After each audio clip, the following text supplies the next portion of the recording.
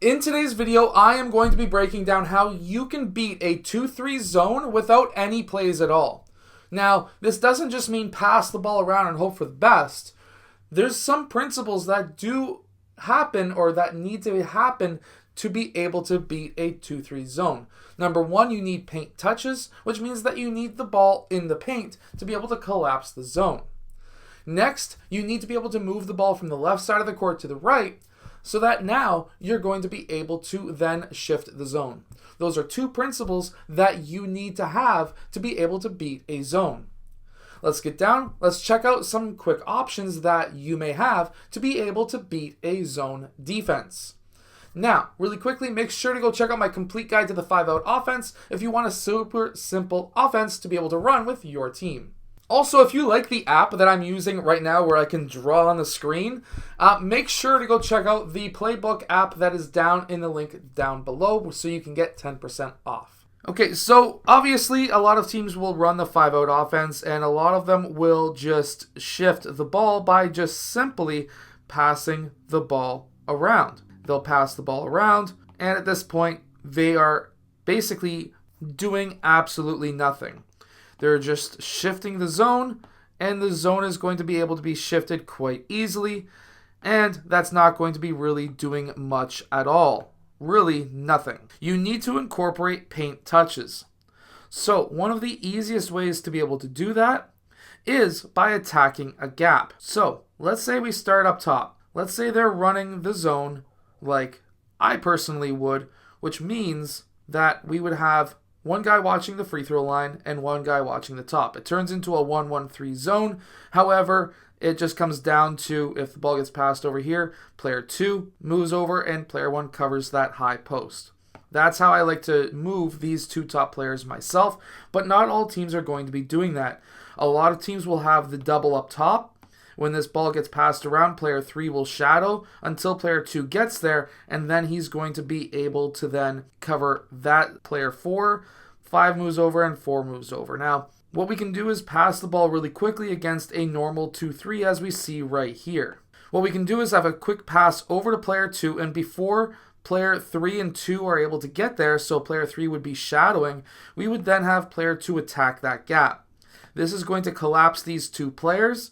This is essentially a paint touch because you are attacking a gap.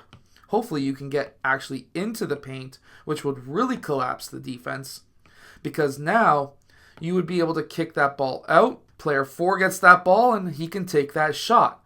This is a drive kick situation. I teach this to my U12 team and it's super successful. When player 2 drives and he kicks that ball out, he needs to then go out to the opposite side, very similar to a 5-out pass and cut, and player 1 would then fill. The reason why this is important is because now, just by that simple principle of driving the ball and kicking it out, just so that we can get a paint touch somewhere in here, that now means that there's going to be players who are scrambling trying to stop that shot. If he doesn't have a clear shot, he can make the extra pass to player 1. Player 1 can then attack the paint once again. This is now collapsing the defense even further. He can kick this ball out to player 5. Now players are scrambling once again.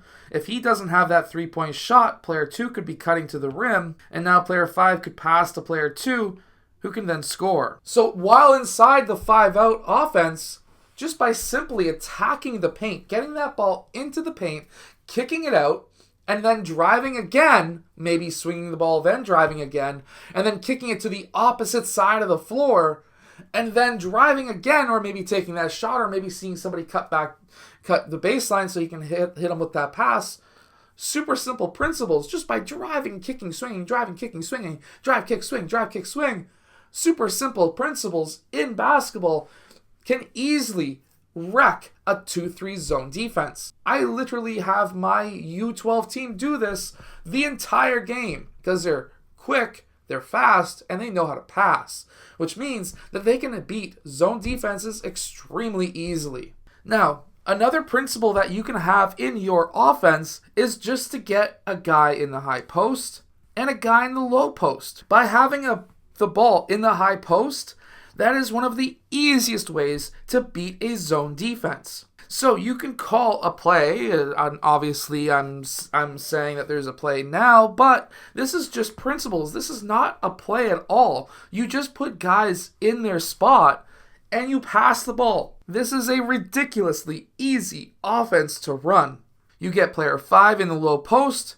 You get player 4 in the high post. You spread these guys out. These two players cover the top. We have player 1. He passes over to player 2 who's wide open. Maybe player 4 is shadowing him potentially.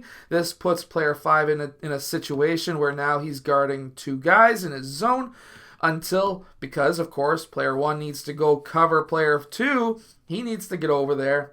Player 4 can then recover down, and player 5 can either watch the high post until player 2 gets there, or he's going to be stuck in between. Now, just by simply passing this ball around, where now we can pass that ball back up top, pass the ball over to player 3. These guys switch this zone. Obviously, with this swing pass, he may have an open 3. But with this pass, these guys are going to be recovering out. And while these guys are shifting over, we could get the ball into the high post, which then draws player 5 up, pass down to player 5, blue, and that's a score. Now, with this strategy, you're not even moving. You literally have no players moving off ball. You have no movement at all. All you have is a high post and a low post. And what you are trying to do is to get the ball on one side, swing it back around, maybe hit the high post. If it's not open, swing it back around again. Maybe hit the low post. Maybe have different options. Now, if the ball went into the low post and player 5 covers, player 4 cuts. While player 4 is cutting, he could get the pass from player 5. This could be a layup. If this collapses the defense, we kick it out. Player 2 now has an open shot. If this is getting covered really well, we could swing the ball back around. Now player 1 has an open shot. And again, we are literally not even moving our guys on offense. We literally just have 3 guys on the perimeter, 1 guy in the high post, 1 guy in the low post, and you're just passing the ball around until somebody has an open shot or an open layup.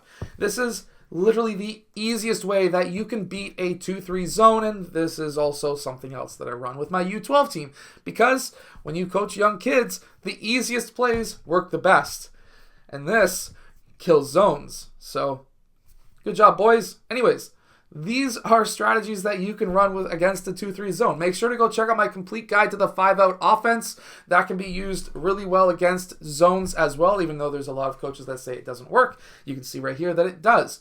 Anyways, I hope that you've enjoyed. Hit that like button, subscribe, and I'll see you guys again next time.